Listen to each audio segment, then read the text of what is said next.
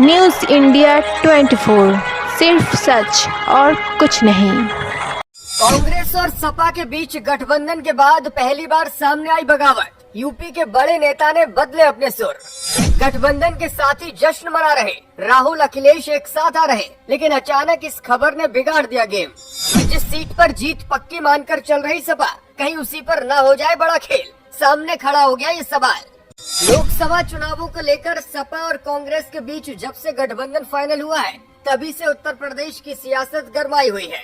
सपा ने कांग्रेस को यूपी में 17 सीटें दी हैं, जबकि कांग्रेस 22 सीटों की मांग कर रही थी।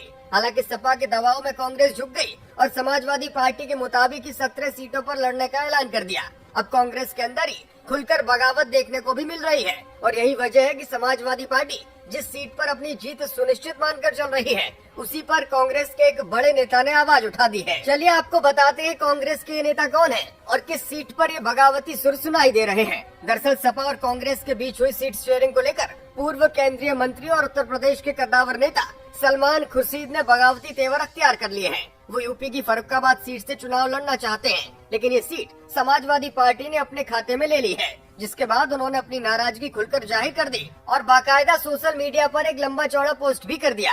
उन्होंने लिखा कि फर्रुखाबाद से मेरे रिश्तों के कितने इम्तिहान का सामना करना पड़ेगा, सवाल मेरा नहीं पर हमारे सबके मुस्तकबिल का है, आने वाली नस्लों का है। किस्मत के फैसलों के सामने कभी झुका नहीं, टूट सकता हूँ मैं लेकिन झुकूंगा नहीं। तुम साथ देने का वादा करो, मैं नगमे सुनाता रहूंगा।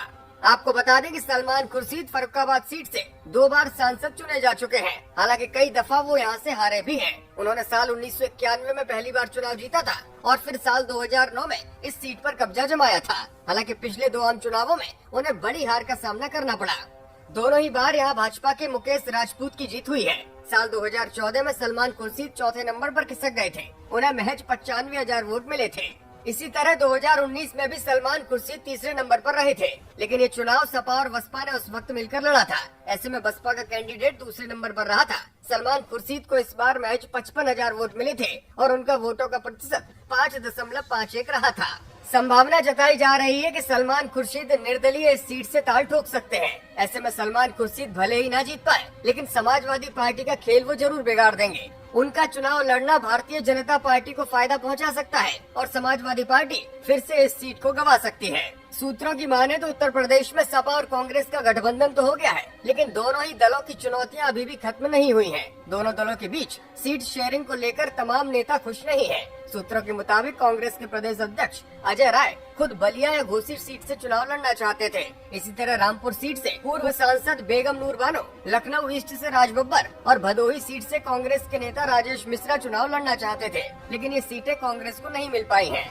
कांग्रेस आला कमान के निर्देश के बाद प्रदेश अध्यक्ष अजय राय को मजबूरन वाराणसी से नरेंद्र मोदी के सामने चुनाव लड़ना होगा। बहरहाल अन्य सीटों पर तो बगावत के सुर दबे हुए हैं, लेकिन सलमान खुर्शीद इस तरह से सामने आकर बगावती रुख अख्तियार कर लेंगे, ये किसी ने सोचा नहीं था।